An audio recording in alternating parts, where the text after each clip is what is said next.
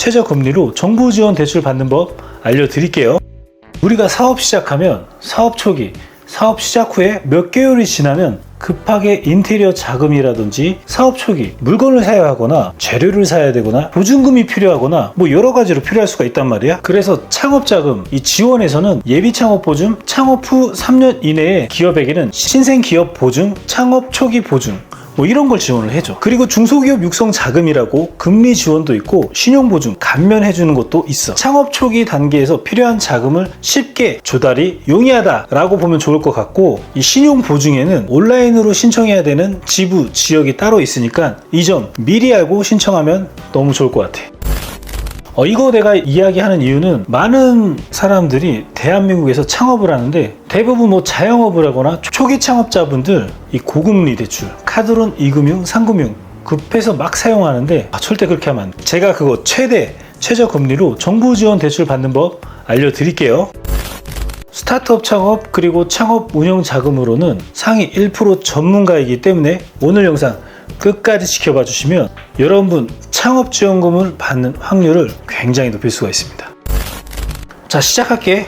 오늘은 지난 시간에 이어서 정부에서 대출 잘 받는 법에 대해서 말해줬었고, 내가 계속적으로 말하는 정책자금, 정부에서는 대출을 해주는 기간이 크게 한 7가지 정도의 기간으로 구성이 되어 있어. 신용보증기금, 기술보증기금, 신용보증재단, 무역보증기금, 그리고 농심보, 중진공, 소진공, 이렇게 7가지의 기간이 있는데 이 외에도 정부에서 지원해주는 소소한 정책들이 굉장히 많이 있어. 그런 것에 대해서는 우리 뭐 유튜브나 홈페이지 이쪽에 들어오면 그 안에 어떤 지원을 받을 수 있는지 조금 더 디테일하게 심플하게 정리되어 있는 거 알지? 맞지, 정팀장? 네, 맞아요. 그러면 스스로 정부 자금을 지원을 받을 수 있도록 찾아서 공부할 수 있는 사이트를 공유할 테니 한번 그거 참고하시면 좋을 것 같아요. 우리 대한민국 대표님들도 더 많은 도움을 얻어서 금방 부자 됐으면 좋겠습니다. 자, 오늘은 3대 정부 정책자금 저금리 지원 대출 보증기간 3가지, 첫 번째 신용보증기금, 두 번째 기술보증기금, 세 번째 신용보증재단, 이렇게 나누어진다. 다들 알지? 그러면 이런 3대 보증기관에서 어떻게 하면 대출을 잘 받을 수 있는지 앞으로 큰 틀에서 말해줄 거고, 신용보증기금 잘 받는 법, 뭐 기술보증기금 잘 받는 법, 신용보증재단 잘 받는 법 알려줄게. 알았지? 그러니까 정부에서 대출을 해준다는 건 일정한 심사를 거쳐야 된다고 보면 돼. 그런데 이제 정부 기관에서 심사평가를 하는 데 있어서 그냥 심사를 할까? 아니라는 거야. 일정한 기준이 있다라는 건데 내 기분 내키는 대로 막 해주고 너는 해주고 너는 안 돼, 이렇게 기준을 내릴까? 절대 아니라는 거겠지? 그럼 오늘 신용보증재단에 대해서 좀 말을 해줄게. 정부 기관이다 보니까 다들 기준이라는 게 있어. 예를 들어서 각 기관마다 돈을 빌려준다고 했을 때 그 기준에 대해서 내부 규정에 보면은 다 점수화가 되어 있다. 그래서 창업 기업의 경우는 뭐 사업장의 정보, 뭐 업체 업종이라든지 임차 보증금, 그리고 거주지 정보, 뭐 거주 기간, 그리고 신용 거래 정보, 뭐 부동산 종류라든지 여신 실적, 현금 서비스를 사용 중인지 아니면 연체 같은 게 있는지, 그리고 내가 차입 기간의 수가 얼마나 되는지, 이 가산점 항목으로는 뭐 제조업, 서비스업, 음식, 숙박업, 도소매업, 건설업, 운수업, 기타 등등등 이 업종에 따라서 경영자의 능력이나 경험, 그리고 매출 전망, 인력이 적절히 구성되어 있는지, 이 업종은 전망이 있는 업종이 맞는지, 이런 걸 종합적으로 평가를 하거든. 뭐 이런 걸 검토를 하는 거고, 만약에 넘친다면 내가 얼마나 더 해줄 수 있을 그런 거를 검토하게 되는 거야. 세세하게 우리가 이제 각 기관마다 뭔가 돈을 잘 받을 수 있는 방법은 뭐가 있을까 생각해 보자면, 그냥 쉽게 생각하면 첫 번째로 사업성이 있어야 된다. 그리고 두 번째, 대표자의 신용이 좋아야 된다. 세 번째는 기술력이라든지 특허, 이런 것들 잘 만들어도 대출을 굉장히 잘 받을 수가 있게 돼. 내가 거래하는 거래처 중에 대표님이 신용보증재단을 가셨는데 광속 탈락, 부결이 됐거든. 근데 대표님이 가서 물어봤어, 그 담당자한테.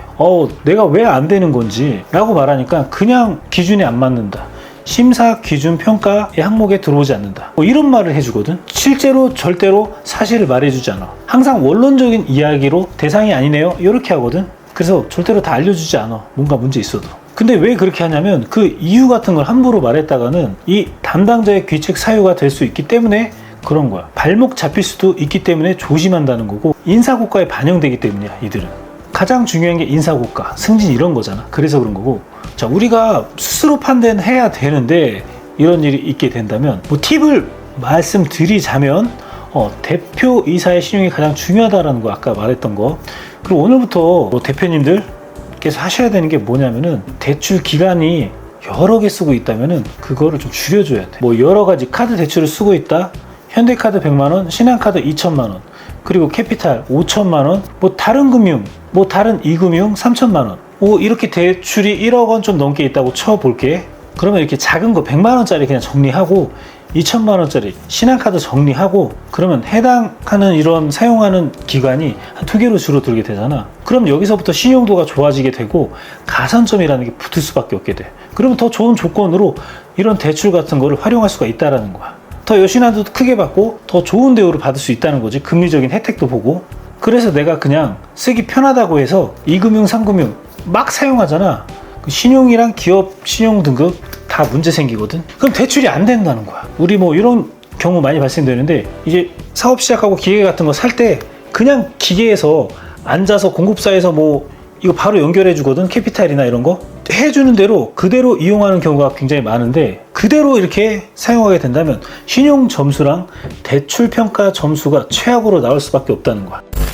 현금 서비스 카드론 절대 쓰지 말고 재단이나 이런 정부 지원 잘 활용하자는 거야. 캐피탈 카드론 이런 금융사는 이제 3개 이상 또 쓰게 된다면 평가 대상에서 최저 평가를 받을 수 있다는 거. 왜 이렇게 판단하냐면 돈이 없는 사람이 계속 돈을 돌려막고 있구나. 돈을 빌려서 A에서 빌려서 B로 막고 B에서 빌려서 C로 막고 이렇다는 거야. 차라리 한 곳에서 크게 덩어리로 받는 게 그게 사실 가장 좋다는 거. 이거 기억해야 돼. 자, 어떻게 하라고? 내가 지금 쓰고 있는 대출 기간 최대 3개 미만으로 정리하자. 소액대출 같은 경우는 그냥 웬만하면 상황 비율이 약간씩 다르다는 거야. 업종이랑 이런 사업 유형에 따라서. 개인 사업자냐 법인 사업자냐 이런 거에서 따라도 또 다른다는 거야. 그리고 이제 회사 기업 신용 등급에 대해서도 중요한데 기업 등급이 A다.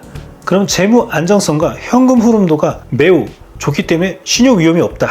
AA 재무 안정성과 현금 흐름도가 좋아서 위험도가 매우 낮다. 그리고 그냥 A일 경우는 신용 상태가 좋고 재무 구조가 우수한 우량 기업이다. 그리고 BBB 영업 손실을 스스로 계산할 능력이 확실하고 평균보다는 우량하다. 그리고 BB 평균 수준의 업체라고 볼 수가 있어. 그리고 그냥 B 신용 위협이 축소되지 않을 경우 기업에 분류될 가능성이 평균 이하의 업체라는 거야. 그리고 지금 나오는 CCC 현금 흐름도나 재무 조달 비용이 미달이라서 잠재적인 부실 가능성이 높다라는 그런 기업이야.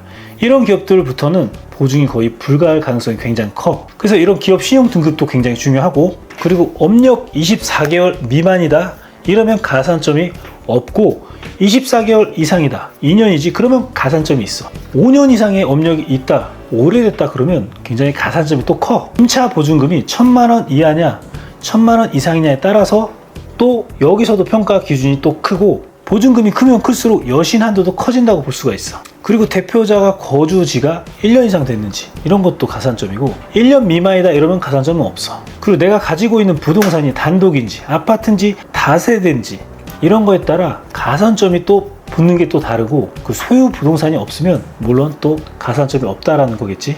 그리고 내가 대출을 갖고 있는 거, 뭐 카드사, 캐피탈 3개 미만이면 이런 거에 대한 가산점이 있는데 막 4개 이러면 가산점이 작아질 수밖에 없어. 아니면 없을 수도 있거든. 그리고 현금 서비스 30만 원 이상이다 이러면은 또 마이너스야. 그러니까 모든 게 이렇게 가산점으로 보기 때문에 점수는 기본적으로 판단한다는 거야. 담당자가 조금 미비한 부분이 있다고 한다면 통과시켜줄지 안. 자, 다시 한번 정리해보자. 사업자 업력은 5년 이상이면 좋은 게 맞고, 그리고 두 번째, 사업자 임차 보증금이 1,000만 원 이상이면 좋다.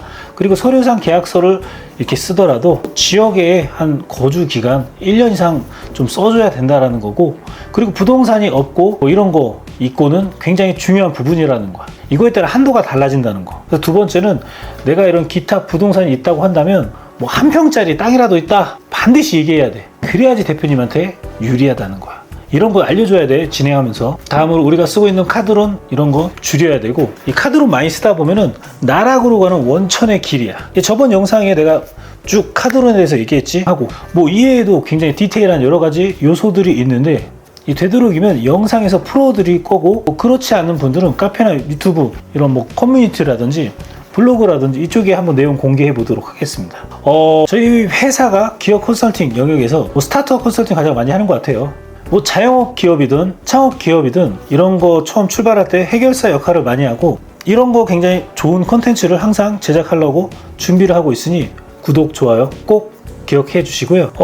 그래도 복잡해서 모르겠다 하시면은 저희 홈페이지에 들어오셔서 정부 대출이 어떤 게 있는지 이런 블로그나 연계가 다 되어 있거든요. 이런 걸 살펴보신다면 도움이 되지 않을까 싶습니다. 우리 사업주 대표님들 정부 도움 많이 받으시고 그 기반으로 시드 확보해가지고 세금도 많이 줄이시고 부동산 건물주 부자라는 로드맵 갈 수 있는 그런, 저희도 최선을 다하는 그런 채널이 되겠습니다. 좋아요, 구독 눌러주시고요. 오늘은 여기까지 하겠습니다. 감사합니다.